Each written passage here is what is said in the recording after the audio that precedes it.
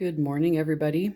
I am not outside. I am at the loom, obviously. I like stating the obvious sometimes. And I just wanted to share my progress on these Ferguson scarves that I'm weaving for one of my closest friends from, dang, 30 years ago. Dawn was my bridesmaid actually at my wedding. And she made the cake for our wedding, and it was amazing. Anyway, Dawn's an awesome friend, and I'm so glad that she asked me to weave Ferguson tartan scarves for her and her husband. And I just wanted to talk a little bit, because when I post stuff about the weaving and about tartan in particular, I get all giddy and, whoa, lots of smiley faces and exclamation points, and oh my gosh, I love this so much. And I wanted to kind of just share a little bit about why I am like that, why I am the way I am about the tartan. So my mom went to Scotland. Let me think when that was. I think it was when I was either still in college or I had just recently graduated. She went with her niece and her niece's husband.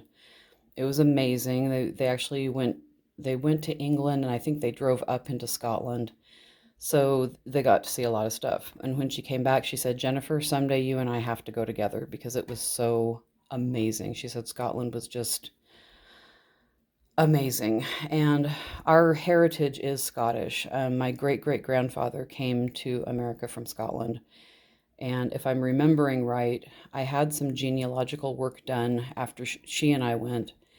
And he came from somewhere around Dunfermline, which I wish I had known when we were there because we went to Dunfermline. What was kind of cool though is even though I didn't know that, we went to the church in Dunfermline and we wandered around through the cemetery next to it, and we saw a lot of our family name, Bonner, my mom's maiden name. And then later on after the trip, we found out that, yeah, he did come from that area. So we probably visited the graves of our ancestors, which was really freaking cool. So anyway, mom went in, I think it was mid 90s.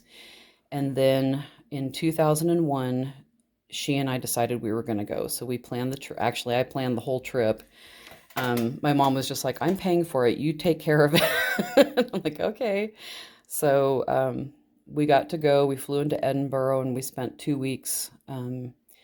We spent 3 days in Edinburgh. Then we took the train to Stirling and rented a car. And then I drove us up to John O'Groats, through Loch Ness. I mean, not through the loch itself, but went to the castle there. I won't go into everything that we did, but it was absolutely the trip of a lifetime. Um, when we were in Edinburgh, we went down the Royal Mile, and there are so many tartan shops, and there was this big, huge weaving shop, and oh my gosh, it was like tartan nirvana. It was so, so very cool. So, all of that to say, this is why I get so giddy and ridiculous about weaving tartan, and why I want to, I want to weave tea towels and scarves and do all sorts of cool things on my looms. But one thing I want to do a lot more of is weaving tartan.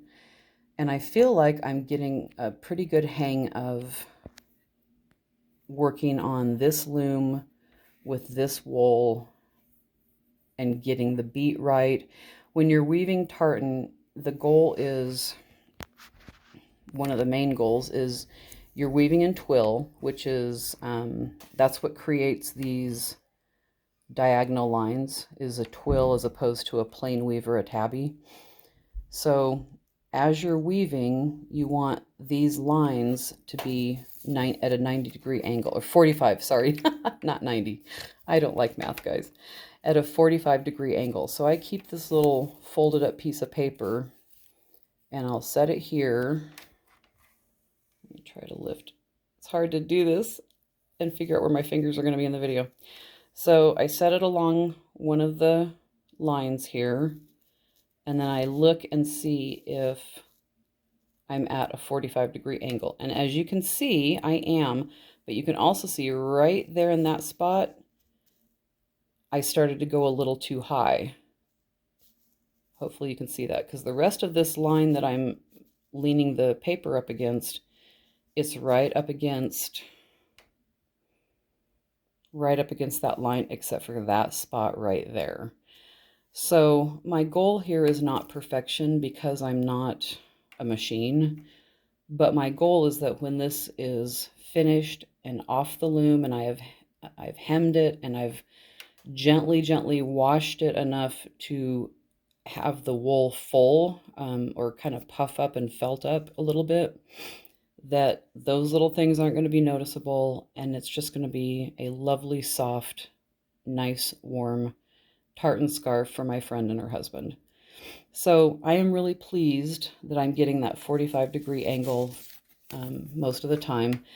I measure that a lot, because I have had to unweave a few sections where basically the lines, instead of going like that, they started kind of going up a little bit. I'm like, oh dear, that's not 45 degrees. So this is a slow weaving project.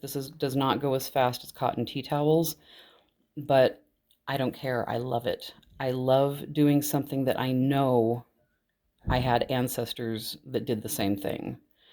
I love this connection to my heritage and the colors. I mean, how can you not love all the colors and all the tartan patterns out there? It's just amazing.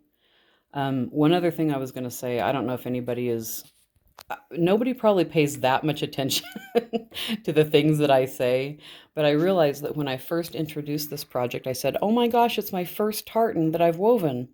I'm so excited. And that's, I think, sort of technically true, but in a way it's not, because I did do a project, one that I recently entered in the fair, and it's that brown plaid wrap that I got from a kit, and it was supposed to be inspired by Outlander. So technically, yes, I guess that was a tartan, but I think of it more as a plaid because I don't think it's a registered tartan. So this Ferguson that I'm doing right now, it is my first tartan that is registered with the Scottish Registry of Tartans, and in order to create it, I had to use the thread counts from the registry. And I also used one of my books, my very old books about weaving Scottish tartans, that has the thread count in that. So what I did is I downloaded the thread count from the registry website, and then I compared it to the one in the book, and then I put them, and they were the same. What was in the registry was the same as what was on the book, or sorry, in the book. But then I put it into my Fiberworks program on my computer, and I laid out the warp and the weft in that, and I made absolutely sure that it was the tartan that my friend picked out, and it was. So this is the first time I've had to utilize all of those tools to make sure that I was doing it right. And yeah, I'm just so pleased with this. I am, let's see, where am I at?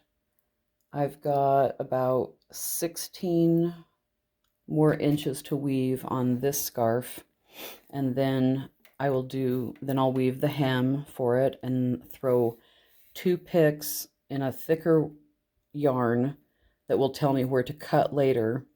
And that, once I do those 2 picks, then I start the second scarf. I start with the 1.5 inch hem, and then I weave and weave and weave, and I get to the end, weave the other hem, and then I'm all done, and it'll come off the loom. So basically, I'm almost at 50%.